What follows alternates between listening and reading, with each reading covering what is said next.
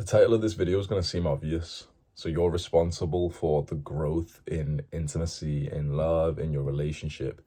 We kind of knew this with like our understanding of masculinity that, okay, you'd be responsible for pretty much everything, like especially the direction and what happens to the relationship.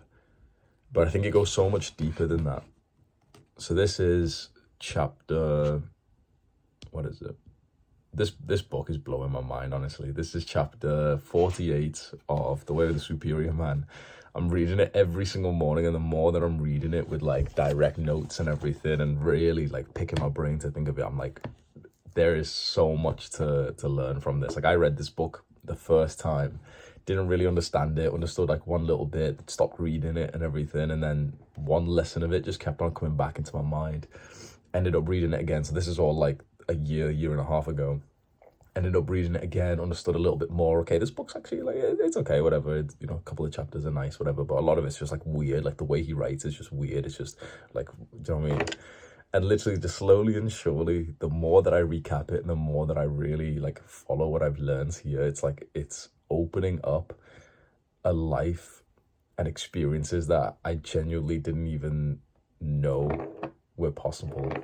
It's hard to explain, but one day I will clarify my thoughts on it. But at least for this chapter, you are responsible for the growth in intimacy. What I've learned just from this, recapping this morning, is that your gift as a masculine man dating a feminine woman is that, one, it's something that I mentioned on that video that I made about how to love a woman, which is that your gift, like your responsibility, is to essentially make her feel loved every millisecond possible. And depending on what kind of woman you're dating and her natural tendencies, like, you won't actually notice this before. Like, if you can imagine relationships you've had before, if this is the first time you're ever coming across this, you won't notice this. But a feminine woman, her moods change at least a few thousand times a day. Like, you could be in such a happy, loving mood with her, like, giggling and everything. And genuinely, within like 2-3 minutes, her mood will change. She won't even consciously be aware of this. There'll be like masculine women in the comments who always disagree with this and everything. And you, as like at times when you've not been a superior man, at times that you haven't been that aware of this, you probably just would have consciously, subconsciously thought to yourself, like, yeah, we just had like a giggle, we're watching Netflix, like, yeah, everything's good. But her moods can change genuinely thousands of times a day, maybe even more. Each mood seems to last like a few seconds. And the more that I actually like am aware of this, the more I realize that it's actually like even faster and even more mood changes. And so your gift is to be able to understand this and to constantly, like every millisecond of the day, that's our goal anyway, is to make her feel like loved and appreciated and secured. Maybe we do that for like 20 minutes a day right now, but it feels like we've had a good day because we had like a nice laugh and a nice text message. But it goes so much deeper in these like small micro instances that we've got to make her feel loved. And then, so that's moment to moment. And then long term, this is the one that a lot of guys know about. Long term, guide her into a life that's better for her. So this is just like, okay, just in general, okay, be some kind of like capable man to understand what she needs in her life. And he wrote here, the author of this book wrote here, to guide her into a life of love, communion, and celebration. So essentially understand what she needs. And as a feminine woman, that these are probably the most important things in her life: love, communion, and celebration. I have to look up the word communion, but I'm pretty sure, like in my mind, I visualize like women together, dancing, having good times together. And this is something that you may feel like, essentially, like it might be a good idea to arrange some time with your woman, with other women. And this can feel a little bit, a little bit weird to do so, because in the modern day, it's like, it's quite hard to, first of all, find a good woman. And then it's even harder to find a good woman who's actually got good female friends who aren't like degenerates and hoes. And, I'm not trying to be offensive, but like pretty much every woman that you meet, either she is quite like Western and degenerate, or she's got a friend who is. And so you can correct me if I'm wrong, but I'd say a lot of guys have this kind of perception of like her having friends isn't like that good. Like, you know, obviously you don't want her to be lonely and stuff, but like at the same time, like if she had no friends, it's like for some reason it's kind of cute to us, and it's because, you know, it just saves us from the potential issues that would arise if she had a friend that was a bad influence for her. And I know there's going to be like, you know, women or even guys watching this saying, wait, this is really evil or whatever, but the truth is, like, you've got to think like a lot of guys have this kind of thought where you don't want your woman to have friends, and the reason why is not that you want her to be lonely, it's just that you have seen like there's a lot of like bad influences out there, and so it's easier when we're in our moments of mediocrity to just kind of hope that she has no friends than it is for us to arrange like good friends for her that she actually like vibes with, but that are actually really good influences, because they're out there, of course they are. Like, you know, you'd be silly to say like, oh yeah, there's no good women out there at all, and you know, oh no, you can't be friends with anyone. It's like you've just got to try and help her to be friends with women who actually would be good for her. So you don't, like, let's be honest, you don't want your woman to be friends with a girl who's a degenerate. You don't want your woman to be friends with a girl who goes out and parties.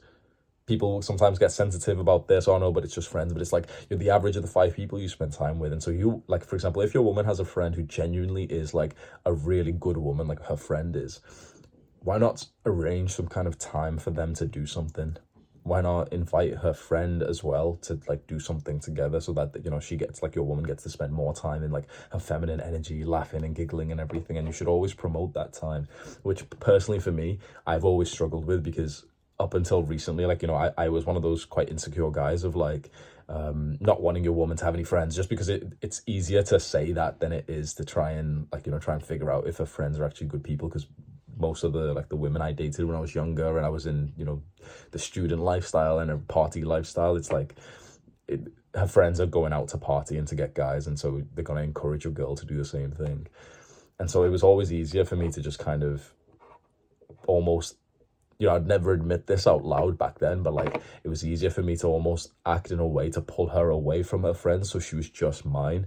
But that isn't good for her development either.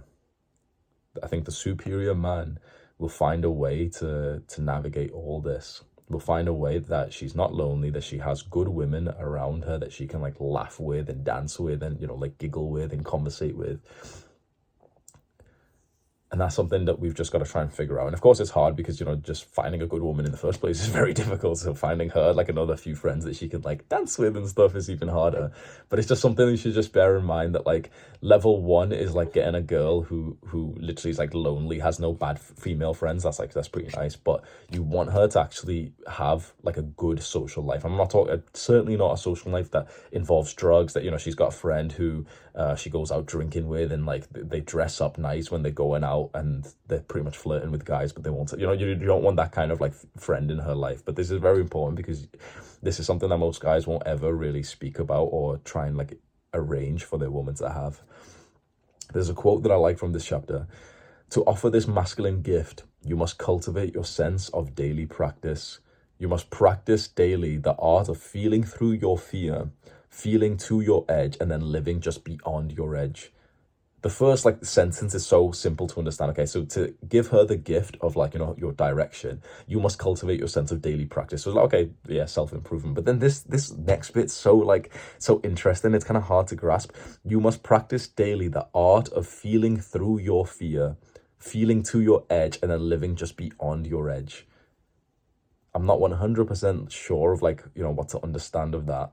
The art of feeling through your fear. So I don't know, like when you fear something, feel through it to the source of the feeling, and maybe it's stemming from childhood or something, or feeling to your edge and then living just beyond your edge. I think that's a bit easy to understand. I'm not sure if I've got the right understanding, but living just beyond your edge. So essentially just like maybe just be outside your comfort zone. Make sure you're living a life right now, like you have a schedule right now that's actually like fairly difficult, that's actually pushing you. Because I've personally found those moments when I live beyond my edge and I'm genuinely living outside of my comfort zone, and I'm not just, you know, living like a, you know, kind of like a lazy, not lazy for me, you know what I mean? Lazy for me is different for everyone else, but like in my, relevant to me, if it feels somewhat lazy and it doesn't need like a burst of aggression through the day to like go out for the second run, or to, you know, hit this hard workout that I didn't even think I'd finish or something, then oftentimes I am quite like weaker and softer when it comes to like speaking to a woman. But if you imagine right now, imagine how you'd speak to a woman if you just spent the last like few hours just kind of watching YouTube videos like this one and everything,